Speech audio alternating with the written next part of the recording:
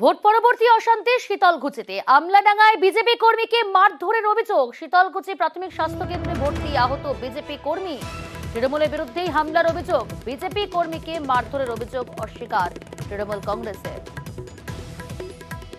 উনি আজকে গোসাইরহাট বাজার করতে এসেছে টোটো নিয়ে। বাড়ি ফেরার পথে আমলাডাঙ্গা প্রাইমারি স্কুলের মাঠে এনাকে টোটো থেকে নামিয়ে অমল বর্মনের নেতৃত্বে প্রাক্তন প্রধান হরেকৃষ্ণ বর্মন, অক্ষয় বর্মন আর জয়ন্তী বর্মন, এরা সকলেকে ধরে হরেকৃষ্ণ বর্মন যেভাবে কুড়ুল তুলেছে ওনার মাথার উপরে, এই এনার ছেলে স্বপন বর্মন কুড়ালটা ধরেছে, নালে এই কুড়াল তার মাথায় পড়তো।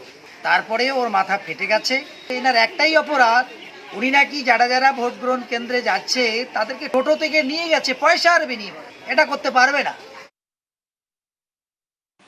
সর্বৈব মিথ্যা কথা। এই ঘটনার সঙ্গে কোনো দলের সম্পর্ক নেই, পারিবারিক কোনো সম্পর্ক থাকতে পারে, পারিবারিক কারো পয়সা নিতে পারে, পয়সা না দিতে পারে, প্রতারণা করতে পারে, সেরকম ঘটনা। এর সঙ্গে দলের কোনো ঘটনা নেই। নির্বাচন কমিশনের সতর্ক থাকা উচিত ছিল। গতকাল বোমবাজি করেছে। প্রচারে বিক্ষোভের মুখে অধীর চৌধুরী। নওদায় অধীরের বিরুদ্ধে স্লোগান। বহরমপুরে কংগ্রেস প্রার্থীকে গো ব্যাক স্লোগান। তৃণমূলের বিরুদ্ধে এই অভিযোগ বিক্ষোভের। পরে বিক্ষোভকারীদের সরিয়ে দেয় পুলিশ। আজকের মধ্যে ডিএম এবং এসপি কে রিপোর্ট দিতে বলল কমিশন।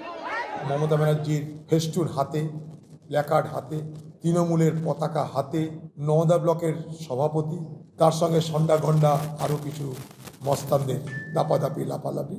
যত মানুষ আমাদের পক্ষে সমর্থন বাড়াচ্ছে তত তৃণমূলের আক্রমণ বাড়ছে।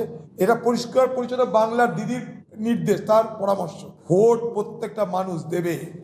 মুর্শিদাবাদের একটা বুথ দখল হতে দেব না, দেব না, দেব না। যদি তৃণমূল মুর্শিদাবাদে বুথ দখল করে ভোট করে, আমি রাজনীতি করা ছেড়ে দেব। মুর্শিদাবাদের 3-3 হচ্ছে। দিদি আপনি জেনে নিন, এখান থেকে আপনার উচ্ছেদ পর্ব শুরু করে দিয়েছি আমরা।